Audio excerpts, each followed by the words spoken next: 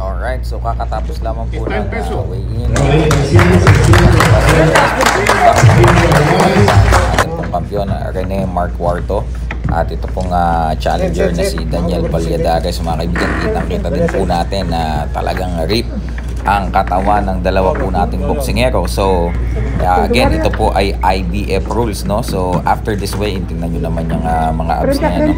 After this weigh-in, mga kaibigan, kinabukasan magkakaroon po sila ng second day weigh-in kung saan kailangan po hindi po sila lalagpas ng 10 pounds, ano ho. At after po nyan, siguro mga 7 or 8 AM yan ginagawa ng IBF, ano, kinabukasan. So after po ng second day weigh-in, ito naman pong mga fighters, they can add pa, let's say, 5 pounds or up to 10 pounds. So, depende sa kanila, maybe 15 pounds.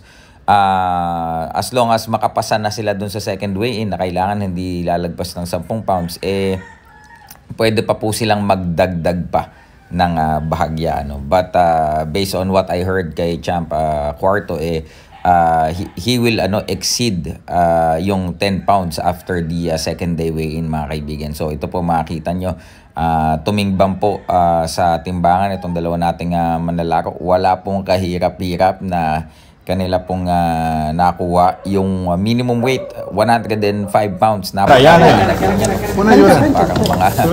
timbang yan ng bata, ano, yung 105 pounds. So ito po makikita natin yung final face-off dito sa ating pong official weigh-in bago sila maglaban bukas, mga idol, ano. So makikita natin again, matangkad ng bahagya itong si Daniel Valladares, although medyo sabi nga ng iba, no, parang mas dried daw siya tingnan dito compared sa kanyang laban kay Pedro Taduran. So I think medyo hirap na din si Valladares siguro sa minimum weight, although he is very disciplined, ano, and still able to get the, you know, yung minimum weight division, mga kaibigan. Samantalang si Cuarto naman, very comfortable. Actually, malayo pa lang, naglalaro na sa 110, 109 yung kanyang timbang. So talagang alam na din po talaga namin na hindi siya magkakaroon ng issue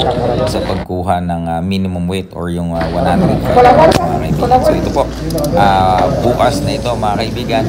Ayan, solid yung dalawang katawan nila, mga kaibigan. So this will be a very good fight headlining the BXTRS promotions tomorrow. Credits nga pala sa BXRTS promotions at kay Coach Vincent na siya pong kumuha ng mga video po na ito. So yun lamang po, boxing fans, marami pong salamat sa inyo lahat.